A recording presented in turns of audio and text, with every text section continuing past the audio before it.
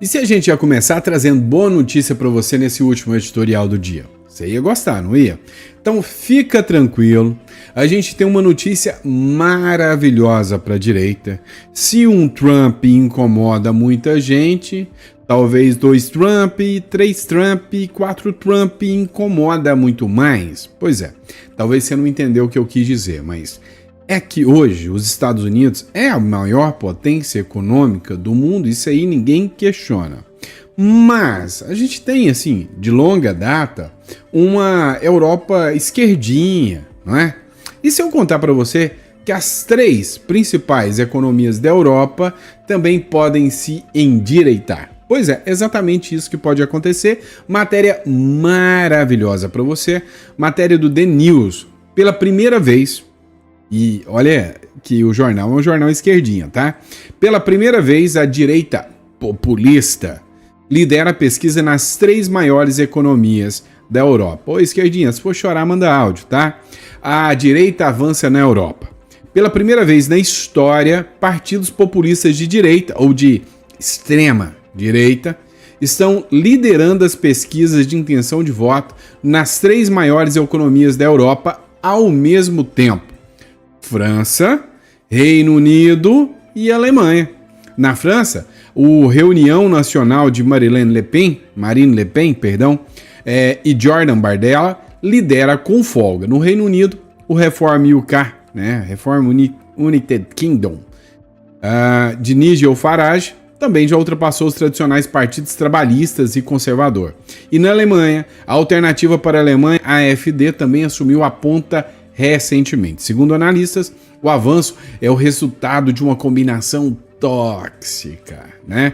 Anos de alta imigração, somados a uma economia estagnada e inflação que deixam muitos eleitores se sentindo mais pobres e ignorados pelas elites tradicionais. Então, resumindo, pode chorar a turminha da esquerda, porque lá na Europa, as 3 maiores nações vão entrar com gente que já está por aqui desse discurso de esquerda. Ou seja, a esquerda está enfraquecendo. Aqui na nossa região tinha aquela chamada onda rosa, onde a esquerda estava assumindo tudo, no Chile, com o Boric, ou seja, um monte de gente tomando conta aí pela esquerda, mas o que aconteceu foi que a direita veio minando também, e hoje a gente tem uma surpresa maravilhosa chamada Javier Milei na Argentina, que tirou muito tempo daquela esquerdalha lá. A gente teve também, agora, eleição na Bolívia, que vai ter um segundo turno com 2 candidatos de direita para mostrar o ranço da população em relação à esquerda. Ou seja, maravilhosamente falando, a gente pode garantir para você que a quimioterapia está dando certo. Mas você está achando que essa é a única notícia impactante que eu vou trazer para vocês hoje? Ah, mas se enganou bonito demais, porque hoje vai ter muita notícia impactante. Então, vamos lá, antes de mais nada, inscreva-se no canal. Se você busca um canal que traz informação com relevância, sempre citando a fonte, a gente não gosta desse papinho de fake news não, tá? A gente gosta de matéria com relevância, ou seja, a gente está aqui para entender de uma vez por todas o que está rolando na política e trazer um pouquinho de esperança para o seu coraçãozinho de que a quimioterapia está resolvendo, tá bom? Então, antes de mais nada, inscreva-se no canal se você quer sempre se manter bem atualizado e não quer perder informações. E outra coisa, não quer ter risco aí de sair passando aí informações equivocadas. Aqui a informação é séria e você sabe disso, tá bom? Mas dito isso, bora pra cima, bora de matéria que eu tenho muita informação importante. Vem cá, você viu, não sei se você viu, se não viu, é porque estava esperando para ver no nosso canal, que o Trump não tá de brincadeira. O Trump resolveu chutar o balde, atacar um barco venezuelano.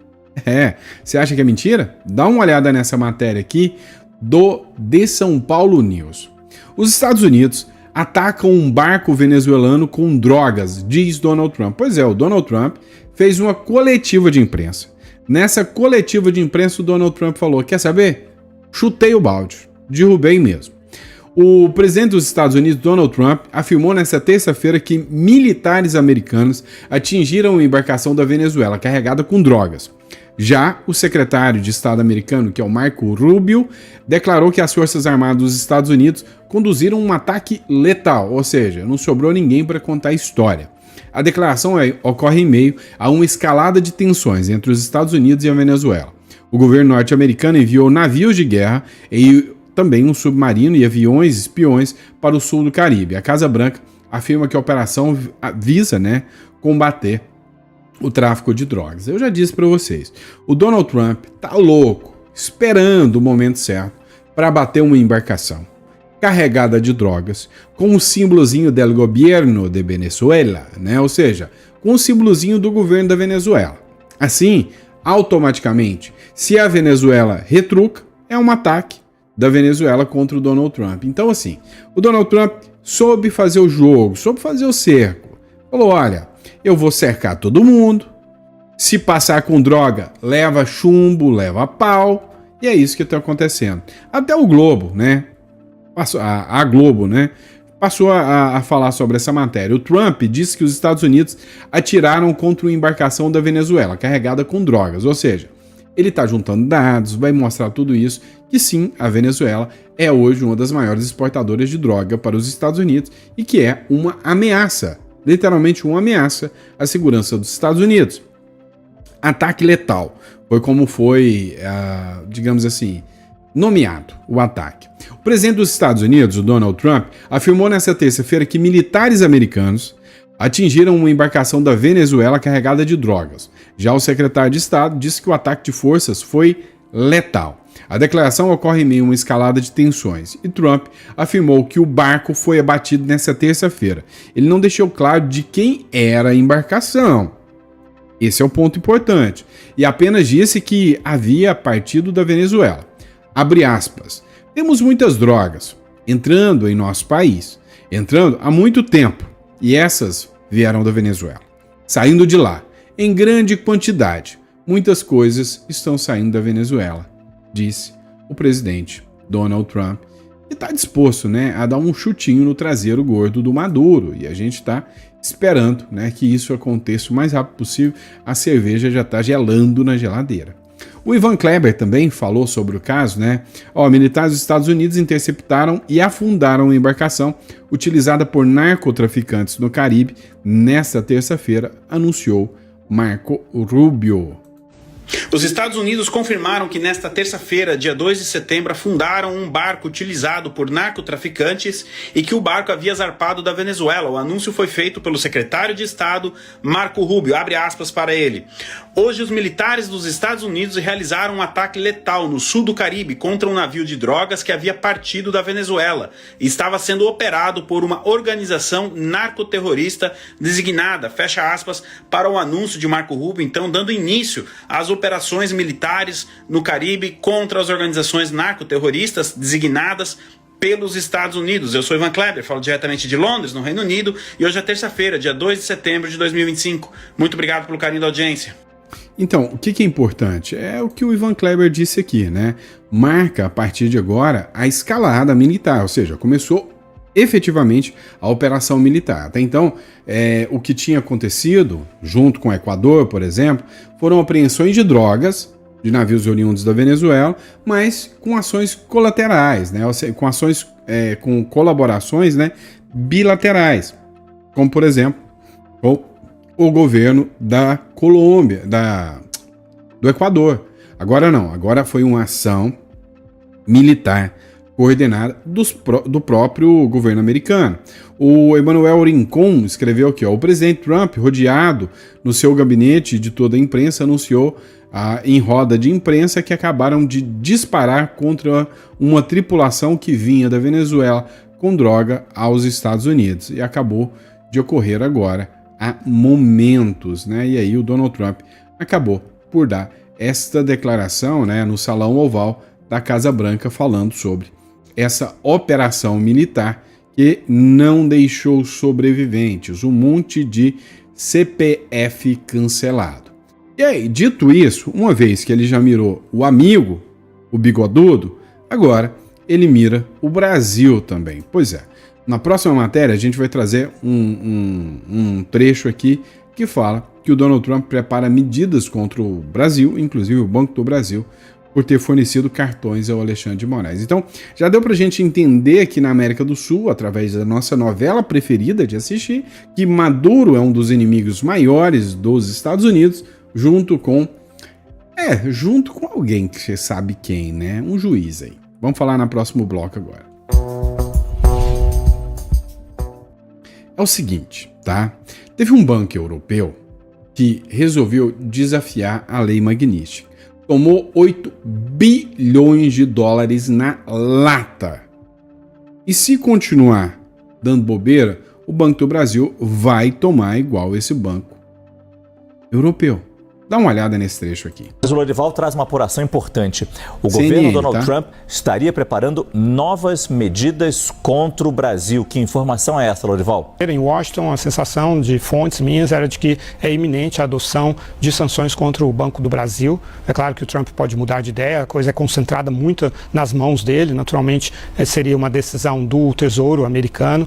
No passado, outros bancos foram multados, né, pelos Estados Unidos por violar regras relacionadas com países sancionados. Então, o BNP Paribas francês teve a maior multa, que foi de 9 bilhões de dólares, e outros bancos também sofreram esse tipo de multa. Além disso, já está sendo preparada uma tarifa, igual a que nós estávamos falando que foi aplicada contra a Índia, seria aplicada também contra o Brasil, que importou 12 bilhões e meio de dólares da Rússia no ano passado. Lembrando que no caso da Índia foi uma tarifa de 25% mais 25%. Isso estaria dentro de um horizonte, segundo as minhas fontes, hoje à tarde, sempre acentuando que isso é a apuração de hoje à tarde, as coisas podem mudar, mas dentro de uma semana a uma semana e meia, até 10 dias, seria aplicada essa nova tarifa contra o Brasil por causa de importação da Rússia. E além disso, começam na quarta e vão até quinta-feira as negociações, a audiência no USTR, o Escritório do Representante de Comércio, e já há uma forte coordenação entre os setores e as empresas dos Estados Unidos,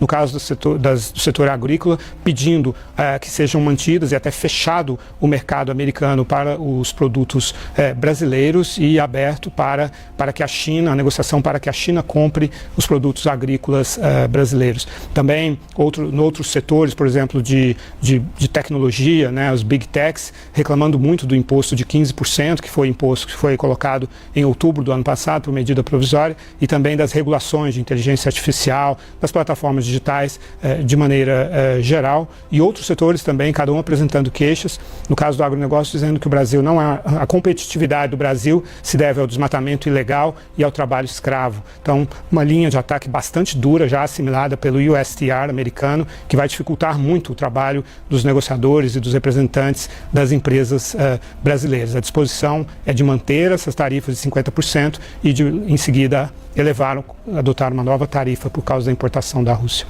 Continuar acompanhando então. Muito obrigado, Lorival Santana. Mas vamos lá, vamos entender um pouquinho o que está acontecendo. Quem aí acha que o Banco do Brasil já está, assim, na corda bamba, já está capingando, e com um empurrãozinho desse o negócio só vai desandar mais? Porque eu lembro, todo mundo falando, nossa, o Banco do Brasil está distribuindo dividendos, tá maravilhoso, que coisa maravilhosa, no governo Bolsonaro, tá? Porque entrou o governo Lula, veio capenga, agora já tá dando prejuízo, já deu 60% aqui de redução, já não distribuiu lucros, já tá no prejuízo, de repente vem e corre o risco de tomar 9 bilhões de dólares de lapada. Você já parou para pensar? E aí eu acho bom, mas o que eu acho bom mesmo sabe o que é? Um monte de comunistinha, servidor público, feito uma foca. Olha lá, tá enfrentando o Trump. Ô, servidor, vai ficar sem receber, tá? Se o Banco do Brasil tomar uma lapada dessa, você acha que quem que vai tomar na tarraqueta com uma dessa? Pois é, seu servidor público, já se prepara, porque se vier essa pancada, vocês vão ficar sem receber. E aí vai colocar a culpa no Trump, né? Igual o Maduro faz, né? Tá bom, então deixa quieto. Agora, a gente já falou do Trump pressionando o Maduro por causa de narcoterrorismo, crime organizado. Olha essa aqui. Fator Trump faz governo Lula resistir a classificar o PCC de terrorista. Quem me assiste há muito tempo já viu eu falar disso aqui, ó, um monte de vezes. Não é uma vez, não. Falei várias vezes. Presta atenção. O fator Donald Trump faz o governo Lula resistir em classificar o PCC como organização terrorista, como pleiteia a Casa Branca. Integrantes do Ministério da Justiça e Segurança afirmam à coluna que a nova classificação abriria margem para que os Estados Unidos fizessem operações militares em solo brasileiro com uma justificativa de combater o terrorismo. Quantos vídeos eu já fiz falando isso para vocês? O Trump, ele quer nomear o PCC aqui como organização terrorista, ele vai poder interceptar falas, ligações, saber quais os políticos que estão envolvidos com esse crime organizado. Ele vai poder entrar aqui porque o Brasil é signatário, está previsto na Constituição até, é signatário no combate ao terrorismo, tá?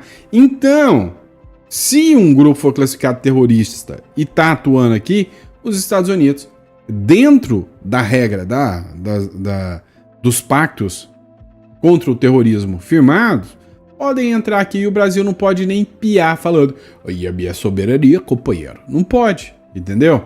Fontes próximas a Lula sustentam que um suposto viés intervencionista de Trump teria ficado evidente ao sancionar o ministro Alexandre de Moraes com a Lei Magnitsky, com o objetivo de fazer o Supremo recuar no julgamento do ex-presidente Bolsonaro. Aliados de Lula argumentam que, apesar de negar o pleito de Washington, o Brasil vem tomando medidas para combater o PCC e citam a operação da Polícia Federal que atingiu os braços da facção essa semana. Agradeçam ao Tarcísio, tá bom? Agradeçam ao Tarcísio. Mas não parou não. Tem mais bomba vindo por aí. Você achou que era pouco? Calma, calma que hoje você vai dormir até mais alegre. Dá uma olhada nessa matéria aqui, né? Hoje, o Flávio Bolsonaro ouviu o assessor do Alexandre de Moraes, o Tagliaferro. E o Moraes sentiu, pode ter certeza que sentiu o impacto. Durante o depoimento no Senado Federal, em que denuncia as fraudes processuais de Moraes, o Eduardo Tagliaferro teve seu canal no YouTube derrubado pelo próprio ministro, simplesmente por retransmitir a sua oitiva. O ditador sentiu, mas será que vai derrubar o canal do Senado também? Cara, já pensou uma ordem do Alexandre de Moraes? Casse a rede social do Senado. Né? Já pensou nessa? Pois é, o que o Sóstenes publicou aqui sobre esse caso do Tagliaferro? Provas inéditas e verídicas de fraude de Moraes estão sendo levadas a Trump. Queremos um impeachment urgente. Olha só, vão ser levadas ao Donald Trump. Com as denúncias trazidas aqui pelo senhor Eduardo Tagliaferro, em especial quanto à fraude processual de Alexandre de Moraes e quanto à atuação fora do processo do Procurador-Geral da República, Paulo Gonet, e esse relatório ser encaminhado ao governo americano para que tomem ciência de mais violações aos direitos humanos por parte do ministro Alexandre de Moraes, para que oficialmente tenham ciência de mais acusações graves contra o senhor Alexandre de Moraes e também o senhor Paulo Gonet, já que também participou, segundo aqui as denúncias, desse verdadeiro conluio para uma condenação completamente com atuação fora do processo dos casos trazidos aqui já evidenciados, mas eu acho que é importante que isso tenha uma consequência, porque situações como essa podem ter acontecido dezenas, centenas de vezes, já que se trata de um processo físico em que foi provado aqui que não tem como se atestar se esse processo pode ter sido manipulado em outras ocasiões também. Então, o lance aqui é que eu vou cantar a pedra. Infelizmente, eu não costumo errar quando eu canto a pedra. Infelizmente, eu costumo ir em cheio. E eu acho que aqui eu vou acertar de novo. Sabe o que aconteceu aqui?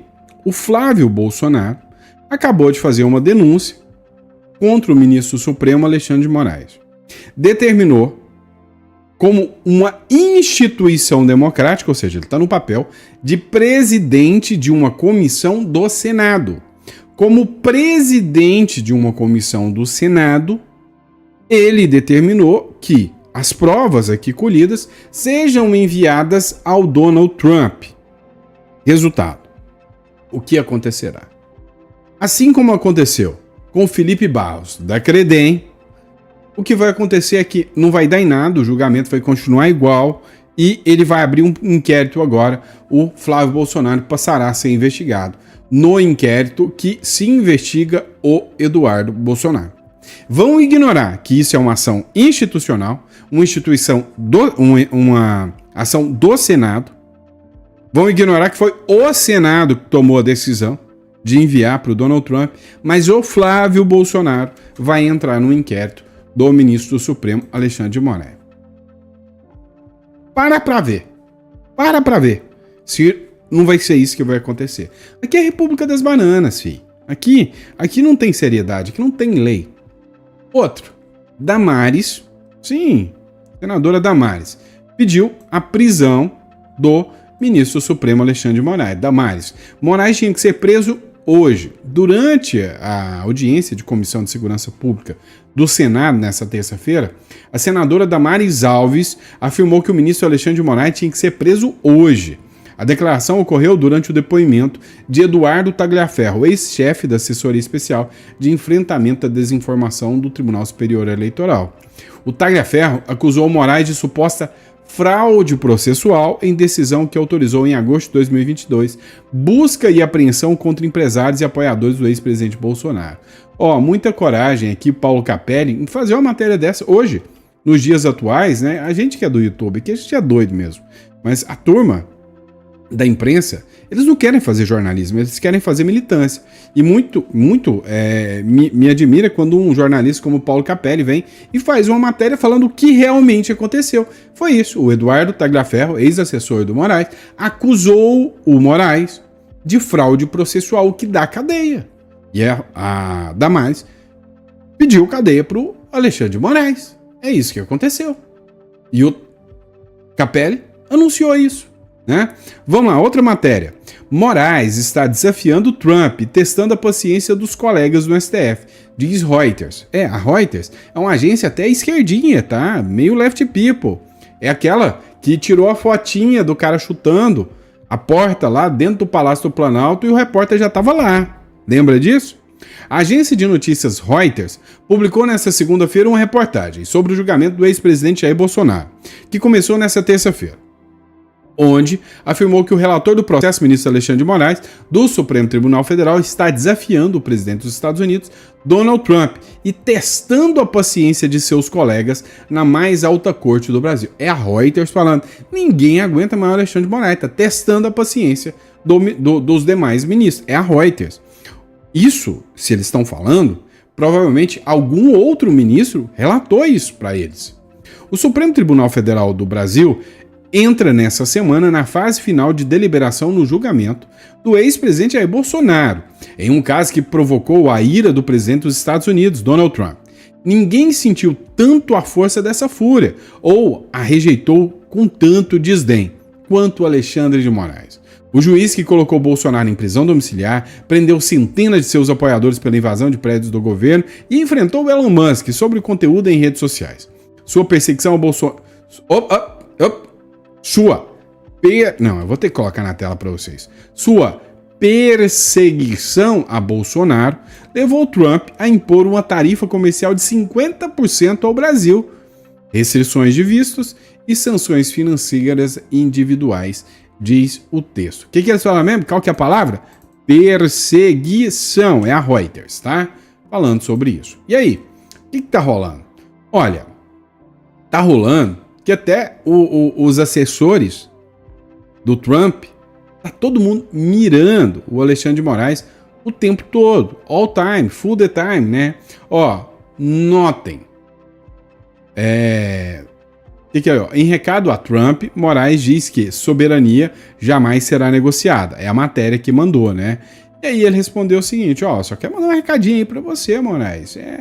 O Trump não vai negociar nada contigo mesmo não, porque ele não negocia com terrorista, né? Diz aliado de Trump sobre Moraes. Olha o que tá rolando aqui, ó. Matéria do Metrópolis. Não negociamos com terroristas. Opa! Será que estaria o Trump querendo colocar o ministro Alexandre de Moraes no mesmo balaio de gato que alguns grupos aí? Será que estaria o Alexandre de Moraes sob o risco do Trump tentar declarar como um chefe de terror aí também? O conselheiro de Donald Trump, Jason Miller, mandou um recado ao ministro Alexandre de Moraes e afirmou que o governo dos Estados Unidos não negocia com terroristas. O ataque do assessor do presidente norte-americano foi publicado na rede social X nesta terça-feira. A fala é uma resposta à declaração do ministro Supremo. Mais cedo, durante o julgamento de Jair Bolsonaro e outros 7 réus, Moraes afirmou que a soberania jamais será negociada. E aí, né? O Jason Miller respondeu: anotado, disse Jason Miller. E seria sensato para o Supremo Tribunal Federal e Alexandre saber que os Estados Unidos não negociam com terroristas.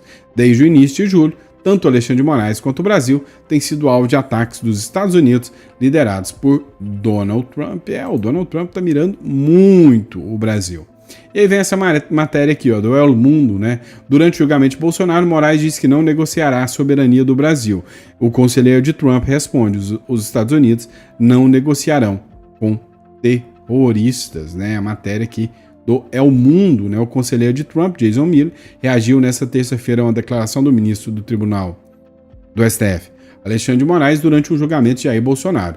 Moraes afirmou que a soberania jamais será negociada. Em resposta às pressões externas sobre o processo, Miller, por sua vez, escreveu no antigo Twitter: seria sábio para o STF, Alexandre de Moraes, saber que os Estados Unidos não negociam com terroristas, né? E aí tá aqui a publicação do Jason Miller como resposta ao ministro do Supremo, Alexandre de Moraes. Deu pra você ver que o jogo tá apertado, né?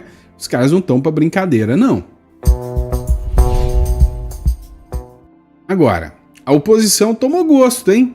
Depois do que aconteceu hoje no Senado, a oposição tomou gosto. Matéria da G1, ó. Oposição e Câmara se reúnem durante o pontapé na Câmara, né? Durante o pontapé de julgamento no STF e decide elevar a pressão por anistia. Lideranças da oposição na Câmara dos Deputados afirmaram nesta terça-feira que vão elevar a pressão sobre as cúpulas do Congresso para levar à votação uma proposta que perdoa os condenados pelos ataques do 8 de janeiro. A mobilização é uma resposta do grupo ao início do julgamento em que o presidente Jair Bolsonaro é réu por tentativa de golpe de Estado. Então hoje eles se manifestaram, né, se mobilizaram de frente ao Congresso Nacional. Foi uma mobilização grande.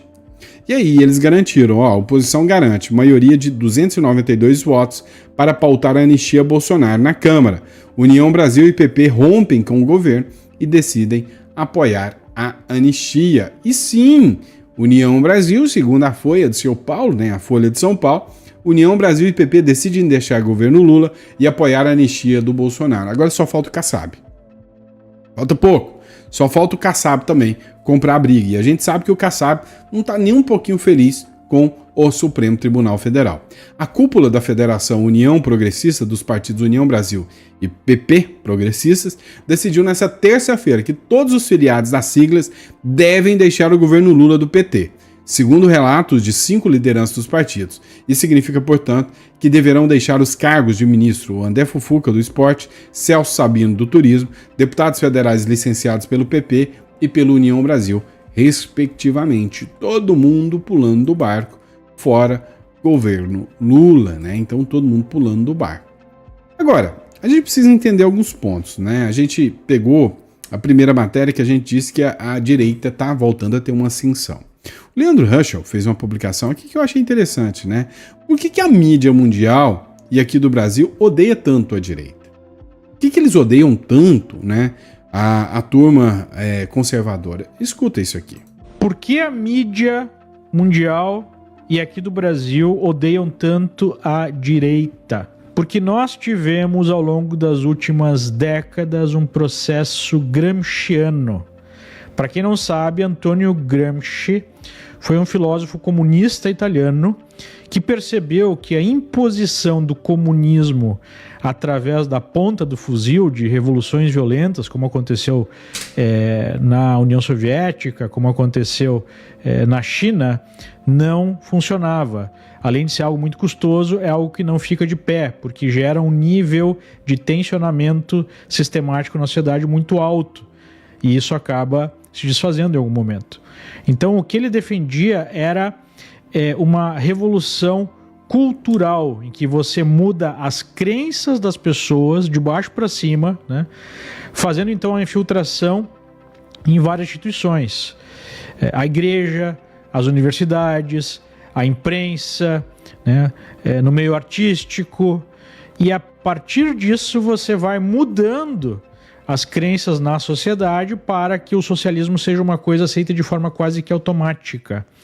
E é exatamente esse processo que a esquerda apresentou nas últimas várias décadas, especialmente no Brasil. Então as universidades foram aparelhadas completamente pela esquerda. Os próprios militares acreditavam que isso era positivo, naquela teoria, né, da panela de pressão do Golbery, um dos estrategistas do regime militar, que diziam que precisava haver uma válvula de escape para que essas pessoas não fossem para a luta armada. E a partir disso, com as universidades tomadas, você teve outros órgãos sendo completamente tomados, como a própria imprensa. As universidades formam jornalistas de extrema esquerda que vão apresentar a sua visão de mundo enquanto escrevem, enquanto fazem, né, aí as notícias, fazem o acompanhamento do que está acontecendo. E é exatamente por isso que eles têm um ódio, não só um ódio, né, uma posição sistemática à direita. O que eles acreditam numa democracia que representa apenas a agenda socialista. Então, quando eles falam em defesa da democracia, pense que eles estão falando em defesa do socialismo. Fora do socialismo não pode haver democracia e qualquer coisa diferente deve ser eliminada, mesmo de forma violenta. É assim que a maioria dos jornalistas pensa. E não sou eu que estou inventando. Alguns anos atrás, a Universidade de Santa Catarina fez uma pesquisa e identificou que apenas 4% dos jornalistas se identificam como direita ou como centro-direita, né? Então, essa pesquisa mostra que, de fato, a gente tem um aparelho de militância de esquerda e não mais uma imprensa, seja no Brasil, seja no mundo, com raras exceções, né, que são, muitas vezes, especialmente no Brasil, perseguidas. Perfeita análise do Leandro Rush. Agora eu te pergunto, você acha que algum veículo de comunicação... Eu não sou jornalista, tá? Assim, eu gostei do comentário aqui da Nadir. Ela falou o seguinte, eu cursei pedagogia nos anos 90, só se lia e falava em Karl Marx, Gramsci, Engels e outros. Creio que por isso muitos professores são socialistas. Agora pensa o seguinte, fiz direito, só tem esquerdinha na minha classe de advogados. Fiz filosofia. Ali sim, se você espremer um pouquinho, chama foice e um martelo. Então, e não virei a cabeça. É sinal que eu já estou muito bem decidido no que eu quero da vida. Aí fiz o mestrado em comércio exterior depois, e ali tinha uma galera da luz. Falou, essa galera aqui gosta de grana, não gosta de comunista, não. Eu gostei dessa turma, né? Agora, o que vocês precisam entender? São anos, né? Eu não sou jornalista. Você acha que um cara como eu, que tô fazendo um papel aqui meio que de jornalista com vocês, do meu jeitão meio doido, mas tô. Agora, você imagina que algum dia na vida, uma UOL, uma Globo, uma CNN, algum jornal, assim, de respeito, né? Digamos, de respeito eu peguei pesado, mas vamos falar assim, de nome, de renome. Abriria espaço para gente? Não. Então é aí que você tem que entrar nas suas redes sociais. Hoje a gente tem impacto do que muito mais jornalinho desses aí que recebe rios de dinheiro e vocês ouvem a gente mais do que eles. Então o jogo tá mudando, tá? Obrigado, pessoal. Deus abençoe. Amanhã a gente tá de volta com mais um editorial com vocês. Grande abraço. Bora para cima.